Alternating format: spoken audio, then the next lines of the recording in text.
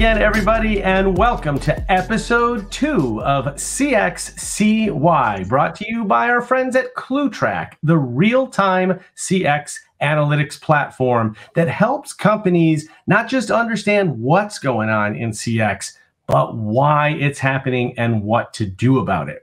Now, if you recall, in our first episode, we talked about the beauty and cosmetics industry. Admittedly, an industry I did not know much about before we started, but man, did I learn a lot, and I'm sure that you did as well. And the best part is that we introduced takeaways that any industry can use. We're going to do the same thing today. Today, we're going to be looking at, of all things, air purifiers. And I love this topic because you may or may not remember, we are coming out of a 2+ year pandemic, and the quality of the air that we breathe has suddenly become a whole lot more important than maybe it was just a couple of years ago. So air purifiers have been such a hot product. We're going to dig deep into this product, and we're going to learn what customers think about it, what they like, what they don't like, and most importantly, what those of us that are not in the air purifier industry can do about it. So be sure to stay to the end because you're going to learn all sorts of things that you can apply to your business. Now, I cannot do this alone. I need an air purifier expert here. Otherwise, I'm just going to be standing here making stuff up, and we don't want that to happen. So I am so excited to introduce you to our very special guest today. She is the customer service team lead and trainer at a company called Rabbit Air, which is an e-commerce player, one of the fastest growing companies in the US, according to Inc. And they are in, anyone, the air purifier business. So Olivia, welcome to the show. Thank you. I'm so happy to be here. I am thrilled that you are here because honestly, if I had to talk myself about air purifiers for much longer, I was probably not going to have as much to say. But that's why you're here, because you live and, no pun intended, breathe this every day. Now, when you and I first met, you told me how much you love working at Rabbit Air and how you're just so into this industry. Tell the audience a little bit about your experience and why you're so into it. Well, it goes back to my customer service background. I come from the Ritz-Carlton, and when I left Ritz-Carlton, I left because I wanted to take a trip for 3 months. I went to various countries, Middle East, North Africa. And when I came back, I wanted to try something new, and I found this local company in the Los Angeles area, and I just decided, let me apply, and I didn't know anything about air purifiers. I got hired, absolutely love the environment. It's such a loving, healthy environment, and our company really pushes customer service, which is something I always thought was very important. I learned a lot about air purifiers, and in general, I always purchased products that were good for health. I ate well, all organic products, products that were hypoallergenic. So I felt like this was just another area that I should be specialized in. And so I, like you said, I literally breathe in this fresh air. I have products all throughout my house, and it really tells you something when, let's say if I didn't work for Rabbit Air, I would buy a Rabbit Air product, knowing the quality, the craftsmanship, the service, knowing that you're going to have someone available 24 hours a day. So that says a lot when you would actually use your products.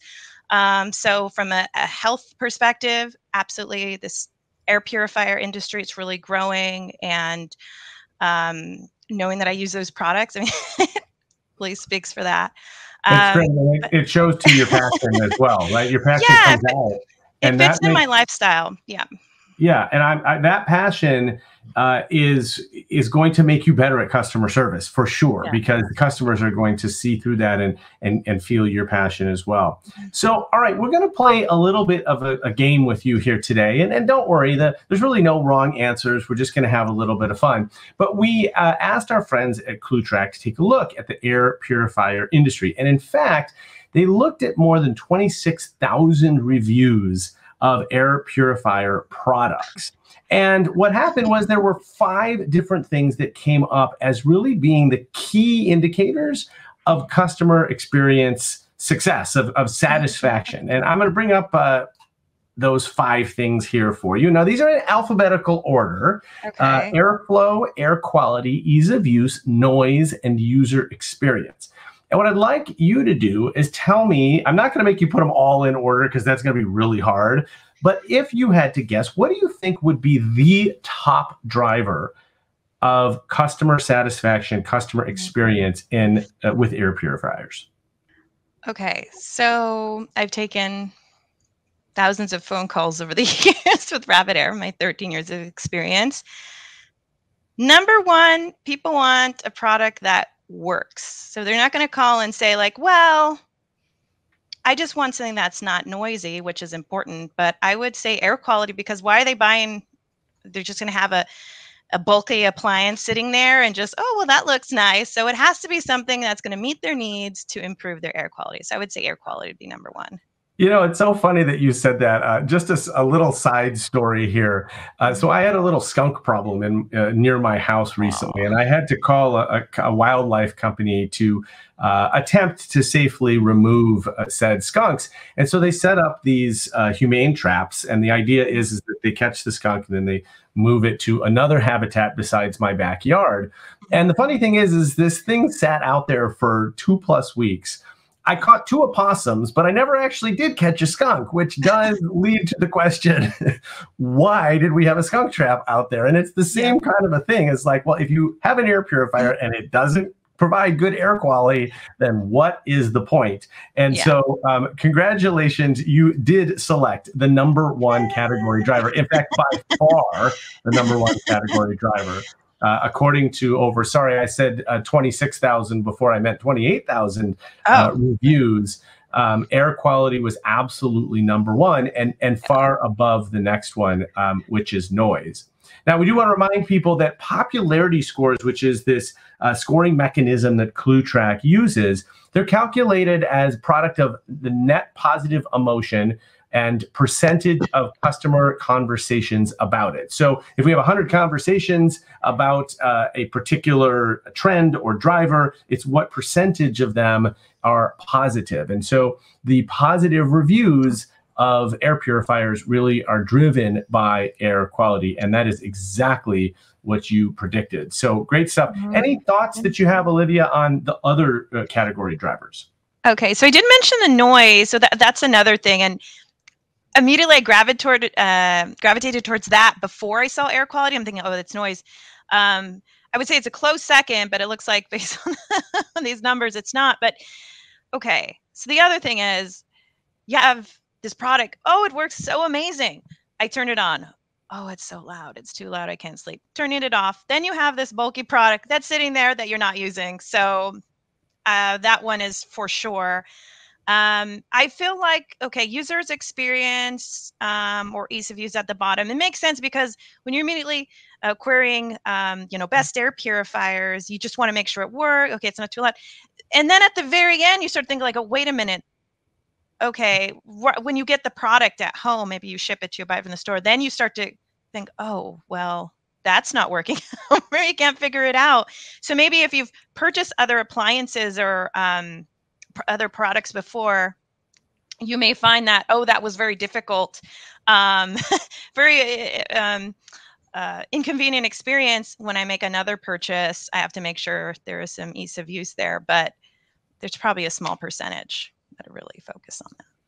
So ClueTrack also took a look at the sub-themes below some of these themes. And this is where I think the technology is so cool, because we really start to see, well, what is it that people are talking about? And so when they're talking about air quality, Olivia, they're using words in their reviews like clean air or difference in air or how the air smells, fresh, better breathing.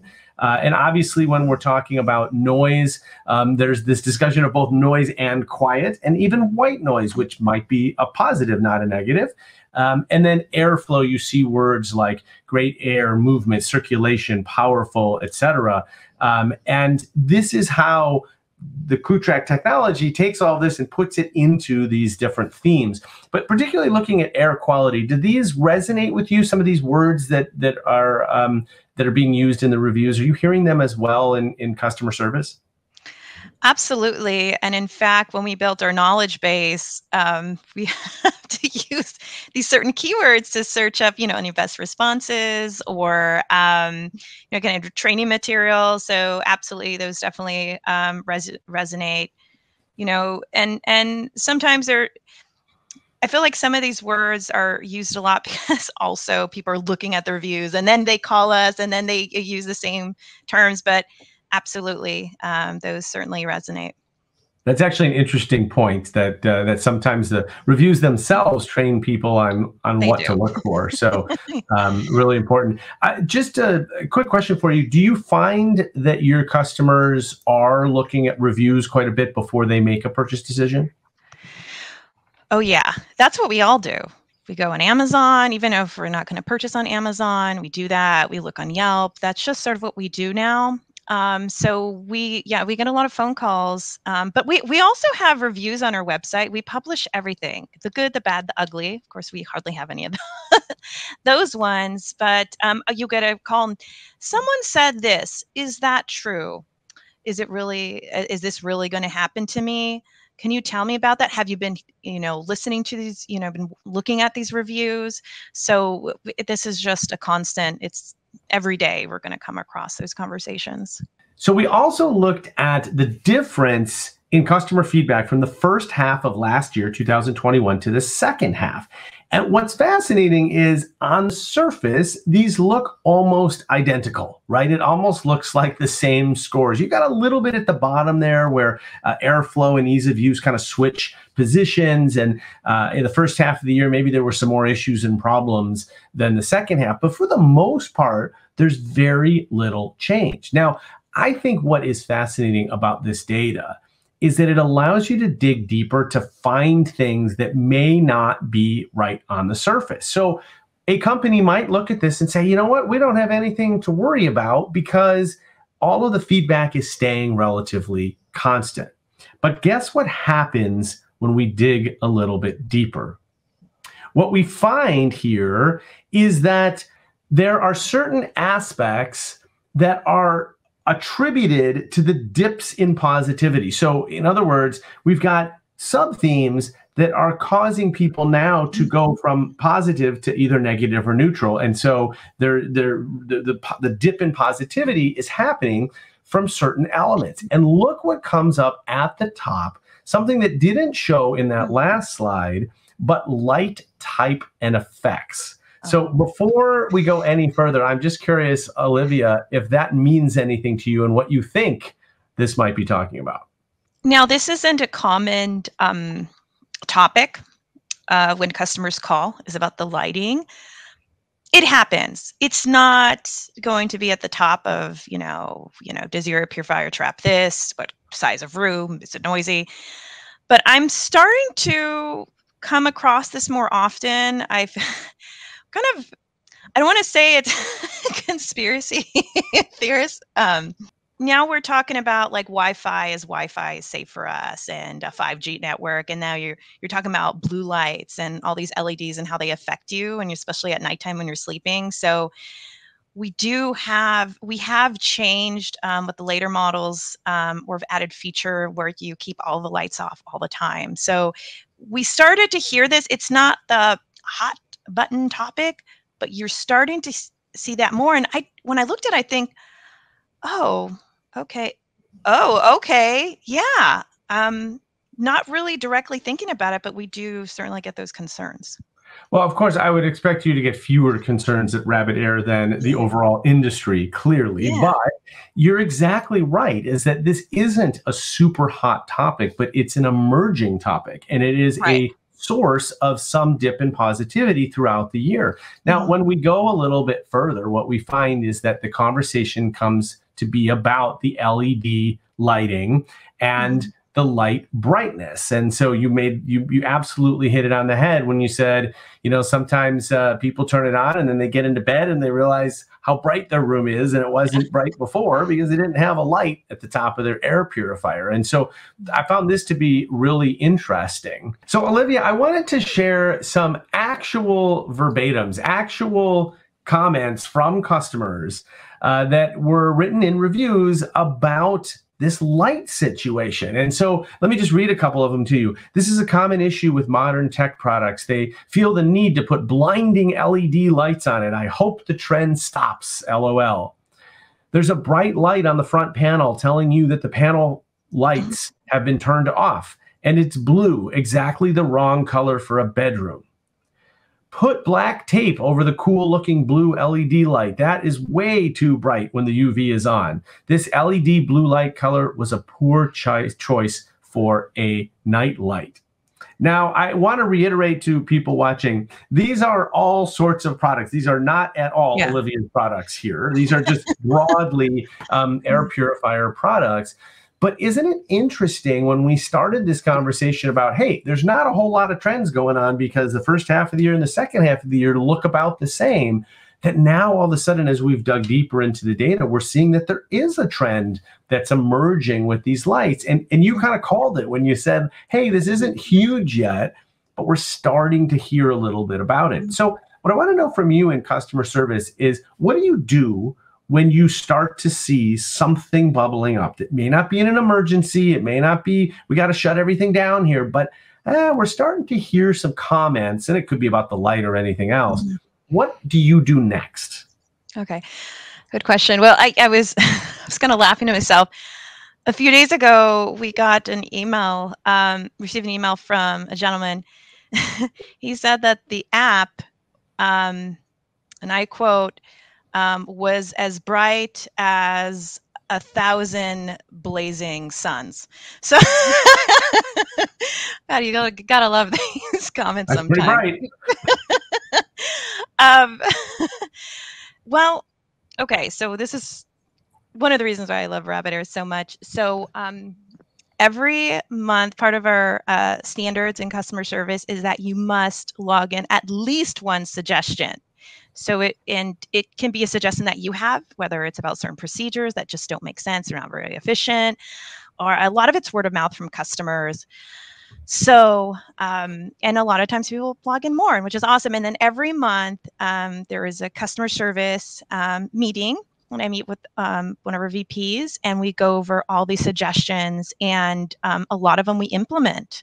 We implement so many, and then we go back to customer service and say, thank you for the suggestion. We've made that change. And for that customer, if it was a phone call, we may not reach back out to the customer. But if there's an email that we have, we'll email the customer and say, hey, 4 months ago, when you gave that suggestion, this is what we've done.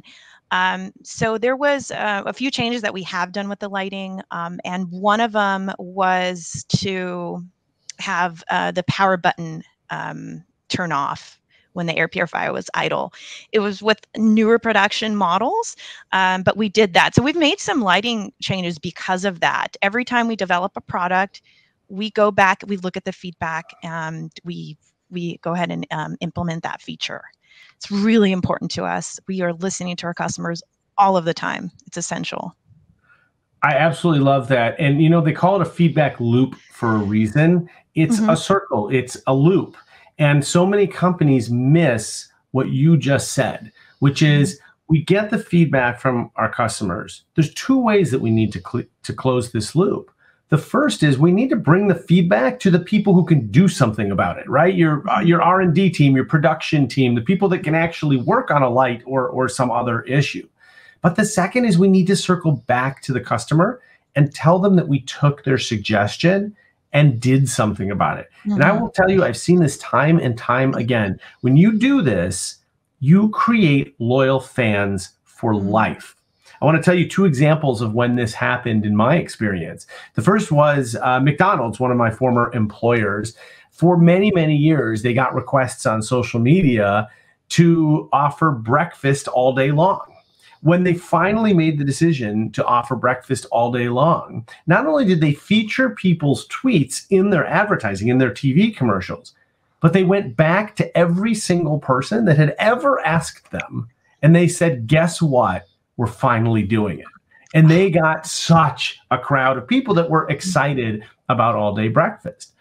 A brand that did something similar recently is Skittles, the candy brand. Now, I've had some fun personally with Skittles because a number of years ago, they made a decision to change their green Skittles from lime, which was my favorite flavor, to green apple, which I personally find disgusting.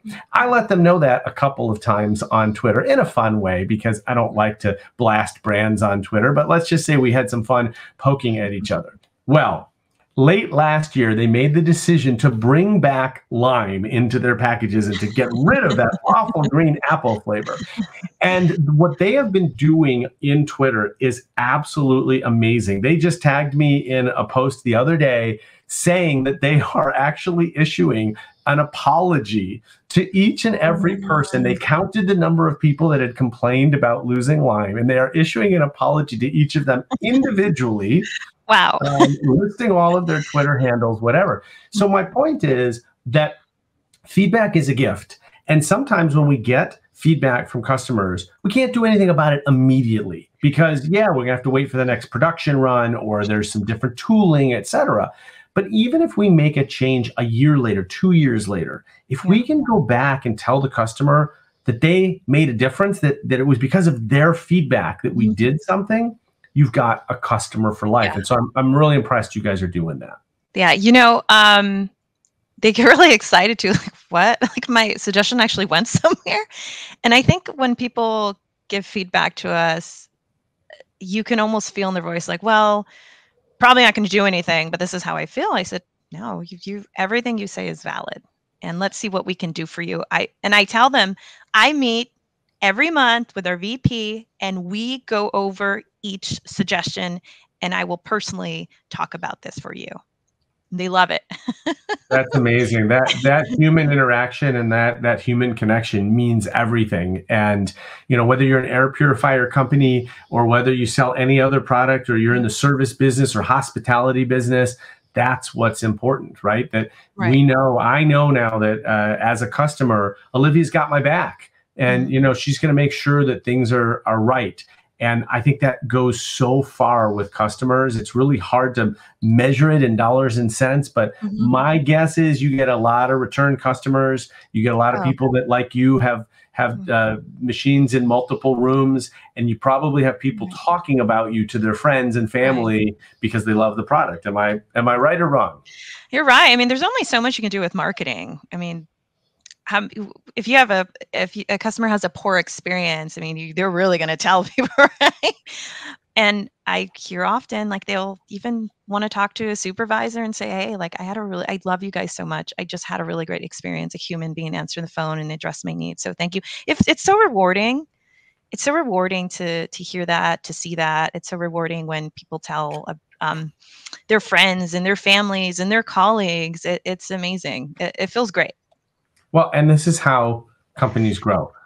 Now, we then dipped a little bit further into these same concepts, and we looked at the price range of air purifiers, because our hypothesis was maybe all of the complaints are coming from low-priced air purifiers, and maybe if we just spend more, then we're going to get a whole lot better quality.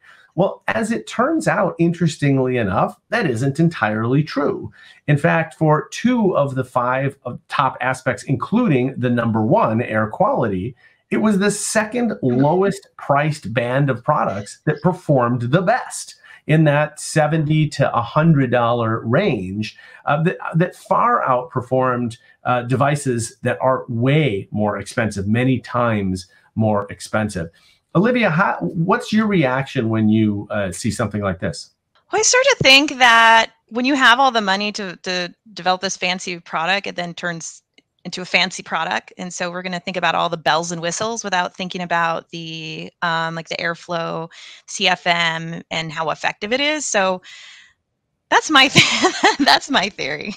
Well, I think that's an interesting theory. You're right. And if we get too far away from the main point of the product, as we said earlier, right, if it doesn't have good air quality, then what good is it? Then the other bells and whistles don't really matter. It's like a dishwasher, right? If it doesn't clean the dishes, then it doesn't matter what other bells and whistles you have on the machine. You want it to clean the dishes. And so I think that is absolutely something that is going into it. I'd like to know what a $900 air purifier looks like, because that must be a lot of bells and whistles. But interestingly, from a consumer perspective, it does not mean necessarily that it is a better product. So great job. Olivia Raya, she is the customer service lead and trainer at Rabbit Air, an air purifier e-commerce company, one of the fastest growing companies in the US, according to Inc. Thank you so much for being here today. We really appreciate you bringing your expertise in this industry to the table. It was super helpful. Thank you. Happy to be here. At a pleasant experience, and look forward to your first air purifier purchase. All right, I am on the case. Okay, so I promised you that if you waited around to the end, that I would give you some takeaways that you can learn if you are not in the air purifier business. And I'm going to go out on a limb and guess that Olivia is the only person in the air purifier business of those of us watching right now. And so the point is, you don't have to be in this business to learn something about what we uncovered in the air purifier business. So let's take a look at today's 3 takeaways. Takeaway number 1, consumers may buy for one reason, but then have problems for unrelated reasons. In the case of air purifiers, we saw that air quality was one of the most important things. And interestingly, air quality didn't seem to be an issue when we looked at nearly 29,000 reviews. What did become an issue was the light. A reason, not a reason why somebody would buy an air purifier, but certainly a reason why somebody might be dissatisfied with their purchase. Takeaway number 2, positivity may dip over time as consumer expectations change and as new customers read reviews. Now, Olivia touched on this when she said sometimes we hear the same words in reviews when people call in customer service. I'm sure it also works backwards as well. But we also know that expectations change over time. Certainly, at the beginning of the pandemic, there was probably a different expectation for what an air purifier might provide versus later on in the pandemic. Also, as you use a product for longer and get used to it, you determine your likes and dislikes over time. Takeaway number 3, catching weak signals early is critical to avoiding significant complaints and negative reviews later. If we had just stopped at looking at the first half of the year versus the second half of the year and patted ourselves on the back and said, hey, everything is good, we would have missed the fact that there was an emerging trend or a weak signal that said, you know what, you might have a problem with these LED lights. You should take a look at it. This is starting to bubble up. It's not a big deal right now, but it certainly could be a big deal. I hope you enjoyed this episode of CXCY, brought to you by our friends at ClueTrack. Next time, we'll learn from another new industry where we're going to dig deep and figure out not just what people are saying, but why the customer experience is what it is. I'm Dan Gingiss, the Experience Maker. Thanks for being here. We'll see you on our next episode.